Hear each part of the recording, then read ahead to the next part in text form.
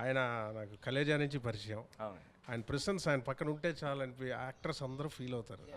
ఇప్పుడు ఆ క్యారవాన్లు వదిలేసి ఆయన ఉంటే షూటింగ్ దగ్గర ఆయన దగ్గర వచ్చి కూర్చుంటారు. ఆ ఒక సెకండ్ ఆయనతో మాట్లాడచ్చు అని. మిగతా వాళ్ళు షార్ట్కి పిలవయ్యా వస్తామని చెప్పి వెళ్ళిపోతారు.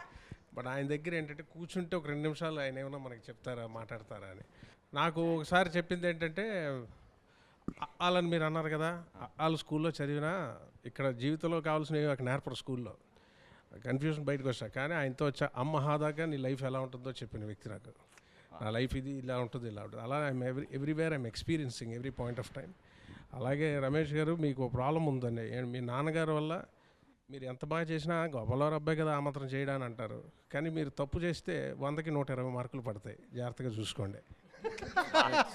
మీ నాన్నగారి వల్ల మీకు అది ఉంది, జాగ్రత్తగా చూడండి, ఎంజాయ్ చేయండి, హ్యాపీగా ఉండండి. కాళ్ళు చాపుకొని ఇంట్లో హాయిగా ఎంజాయ్ చేసి పడుకోండి, పిల్లలతో ఆడుకోండి. అంత ధైర్యం ఇస్తారు నాకు. ఎప్పుడన్నా ఏదన్నా ఒక మెంటర్ కదా, ఎప్పుడన్నా ఏదన్నా వచ్చి చిన్నది ఫోన్ చేస్తారంటే ఫుల్ లోడెడ్ గన్లాగా మనకు ధైర్యం నింపి ఒకసారి చేతికి ఇచ్చినట్టు ఇస్తారు.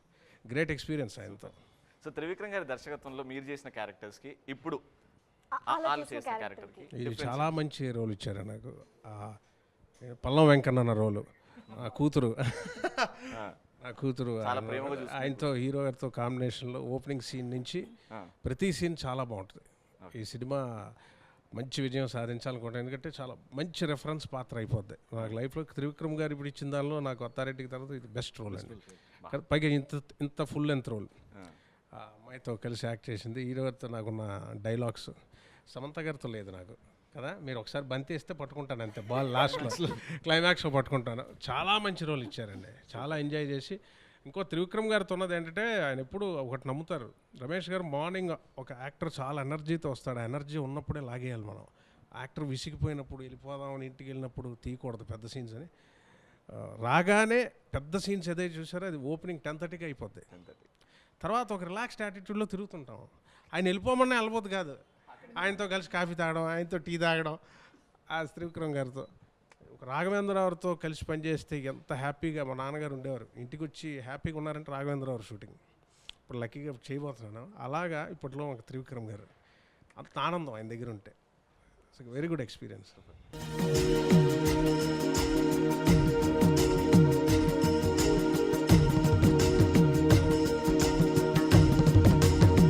అంటే ఈ సినిమాలో క్యారెక్టర్ ఒక ఫాదర్ డాటర్ మధ్యలో ఉన్న రిలేషన్ గురించి చెప్తుంది మీ క్యారెక్టర్. అవును. ఆ క్యారెక్టర్ గురించి మీరు చేసిన హోంవర్క్ అండ్ మీ క్యారెక్టర్ చుట్టుపక్కల తిరిగే క్యారెక్టర్స్ గురించి చెప్పాను. పల్ల వెంకన్న అమ్మాయి గురించి అంటే శృతి మించి గారం చేస్తే ఏమవుతుందో కూతురు పట్ల కానీ కొడుకు పట్ల కానీ ఉండే ఒక పాత్ర ఇది.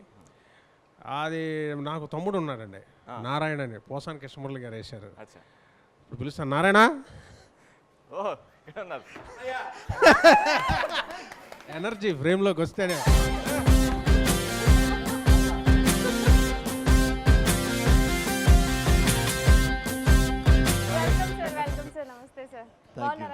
బాగున్నాను. Thank you Raja. Sir me character గురించి సార్ సినిమాలో త్రివిక్రమ్ గారు అందరికి అల్లు నేర్పిస్తున్నారు, కానీ త్రివిక్రమ్ గారికి అల్లు నేర్పించింది పోసాని గారు. నేను అల్లు నేర్పించలా, బండిరా తర్వాత నేర్పించా. లైఫ్లో అక్షరాలు ఉంటుంది చూసావా, అవి నేర్చుకున్నాడు.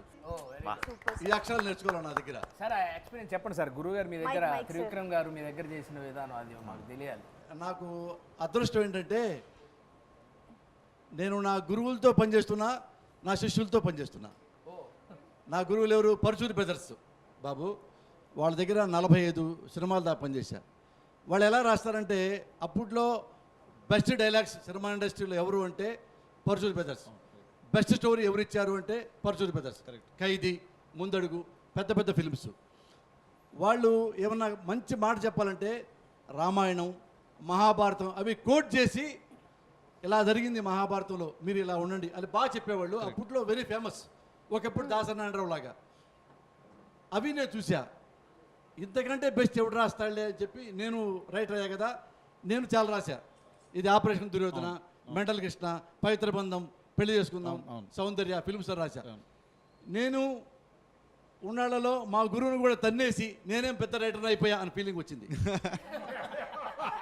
టేరింగ్ ఏం మాట్లాడినా షార్ట్ టైంలో 100 ఫిల్మ్స్ రాశాను. అవును గ్రేట్ అండి. సుమంత అయిన తర్వాత నా దగ్గర శిష్యులు నియర్లీ 30 మెంబర్స్ వచ్చారు. ఓకే. అందులో రెండోసారి వచ్చినవాడు త్రివిక్రమ్ శ్రీనివాస్. త్రివిక్రమ్ శ్రీనివాసు అంటే అతని గురించి ఎందుకు చెప్తున్నానంటే క్యారెక్టర్ గురించి నా దగ్గర 90లో వచ్చి ఎలా ఉన్నాడో త్రివిక్రమ్ శ్రీనివాస్ 2016లో కూడా అలాగే ఉన్నాడు. కాదు మాట తేడా కానీ, క్యారెక్టర్ తేడా కానీ, బిహేవియర్ తేడా కానీ, ఫోజు కానీ, గర్వం కానీ, బిల్డప్ కానీ ఏమీ లేవు. గడ్డం ఒకటి ఎక్స్ట్రా పెరిగింది. అప్పుడు గడ్డం కూడా లేదు. అంత క్వైట్గా ఉండేవాడు. నా శిష్యులు కదా నా అంత పైకి రారనుకున్నా. వాళ్ళు బయటికి వెళ్ళిన తర్వాత నేను మెల్లిమెల్లిగా ఫేడ్ అవుట్ అవుతున్నా. ఇది 100, 90, 80, 70, 60, 35 దగ్గర ఆగిపోయా పాస్ మార్కులతో. వాళ్ళు ఏమన్నా 100 తర్వాత వెళ్ళిపోయారు. 110, 120, 150. వాళ్ళలో one of the best, only best Trivikram Srinivas. అంటే ఇవన్నీ మీరు మనసులో నుంచి చెప్పారు సార్, మాకు బాగా నచ్చింది. నందు వదిలేస్తున్నావా నన్ను? నిన్ను లవ్ చేసేంత లగ్జరీ లేదు, వదిలేసేంత లెవెలు లేదు. గోపాల గోపాల అలకేలరా దీపాల వేళాయే అగుపించరా. ఎందుకంటే సినిమాలకు వద్దాం, ఈ డైలాగులకి.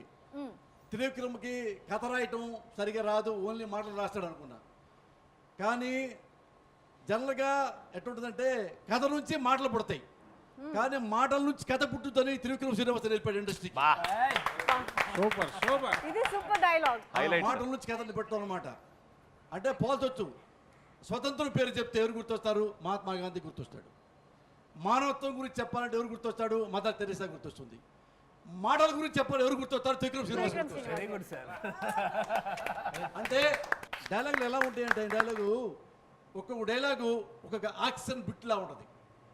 మళ్ళీ వినబుద్ధి అవుద్ది, మళ్ళీ వినబుద్ధి అవుద్ది సినిమా నుంచి బయటకు వస్తే. నేను త్రివిక్రమ్ శ్రీనివాస్ ఉన్న శిష్యుడు కదా, నాకు పెద్ద వేషం ఇస్తాడు. అంటే హీరో హీరోయిన్ తర్వాత నాకే పెద్ద వేషం ఉంటుంది అనుకున్నా. ఉంటే అత్తారెడ్డి దగ్గర వెళ్తే 4 రోజులు చెప్పారు.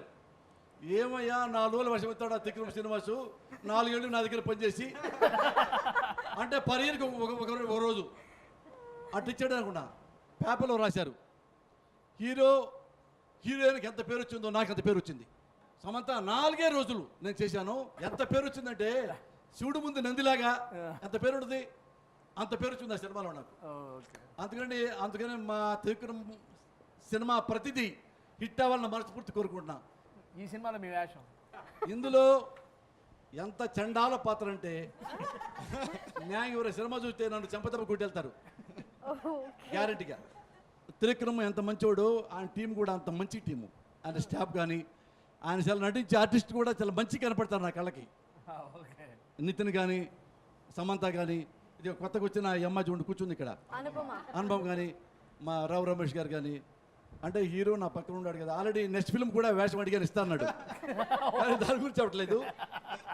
అంటే చాలా తక్కువ మంది మంచి ఫేస్తో పుడతారు, అర్థమైంది? మంచి ఫేస్తో అంటే మంచి ముక్కు, మంచి కళ్ళు, మంచి హైటు, మంచి కలరు, మంచి ఫిజిక్తో ఇవన్నీ ఉన్నాయి. ఎక్స్ట్రా క్వాలిటీ ఏముందంటే క్యారెక్టర్. పెద్ద ఆర్టిస్టు ఎన్టీ రామారావు అంతా పూడబడుతాడని చెప్పట్లా, బిహేవియర్. అంటే ఎంత చెప్పినా నేర్చుకునే మెంటాలిటీ ఉంది చూసారా, వాడు చాలా గొప్పడవుతాడు. ఇతను అలా గొప్పడవుతాడు. సమంత గురించి నేను చెప్పేది ఏముంది? ఇప్పుడు రాముడు సీత ఫోటో చూపిస్తాం, ఇందులో సీతారెడ్డి గుర్తుపడతారు కదా, ఈమె సీత చెప్పగలదు కదా. అలా పేపర్ అయితే సమంతాలు పరిచయం నేను చెప్పగలను. అందుకని నీ గురించి చెప్పను రాజా. నేను రాజా రావు రమేష్తో నాకు కలిపి యాక్ట్ చేయటం నేను ఆనందపడను, హానర్గా ఫీల్ అవుతా. ఎందుకంటే వాళ్ళ నాన్న సినిమా ఇండస్ట్రీలో ఒక లెజెండ్ మీకు తెలుసు. అంటే పర్ఫెక్ట్ మనిషిగా నిజ జీవితంలో బతుకుతున్నవాడు నాకు తెలిసి చాలా తక్కువ మందిలో రావు రమేష్ ఒకటి. అందుకు నాకు పర్సనల్గా బాగా ఇష్టం రావు రమేష్ గారు. ఆర్టిస్ట్గా మీకు చెప్పగల ఈ సినిమా చాలా పెద్ద హిట్ అవ్వాలని. ఇది చాలా మంచి నిర్మాత కాబట్టి ఈ సినిమా నిర్మాత, అందుకని సినిమా మంచి హిట్ అవుద్ది. మళ్ళీ జూన్ 2న బాబు మంచి ఫంక్షన్ పెట్టి, నాకు చికెన్ బిర్యానీ బాగా ఇష్టం, చికెన్ బిర్యానీ పెట్టించండి. శామ్ గారు, త్రివిక్రమ్ గారితో జర్నీ అంటే ఇప్పుడు అంటే గురించి 3 మూవీస్ మాట్లాడితే చేశారు. ఫస్ట్ మూవీ నుంచి ఇప్పటి వరకు త్రివిక్రమ్ గారిలో మీరు గమనించిన డిఫరెన్స్ ఏంటి? సో ఆయనతో వర్క్ చేసిన ఎక్స్పీరియన్స్. హీస్ బికమ్ నాకు ఒక యాంకర్. యునో ప్రొఫెషనల్లీ ఏదైనా కాల్ తీయాలంటే ఆయనకి ఫోన్ చేయడం, పర్సనలీ ఏదైనా ప్రాబ్లం వస్తే ఆయనకి ఫోన్ చేయడం. So he's become a very strong force. నాకు ఇండస్ట్రీలో ఐ థింక్ 3-4 పీపుల్ ఓన్లీ నాకు ఫ్యామిలీ లాగే. 100% he's one of them.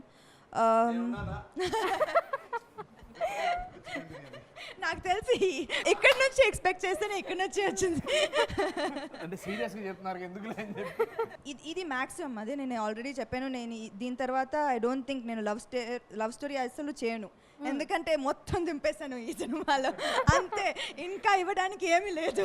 So ఇంకా నేను లవ్ స్టోరీ చేయను అని ఫిక్స్ అయ్యాను.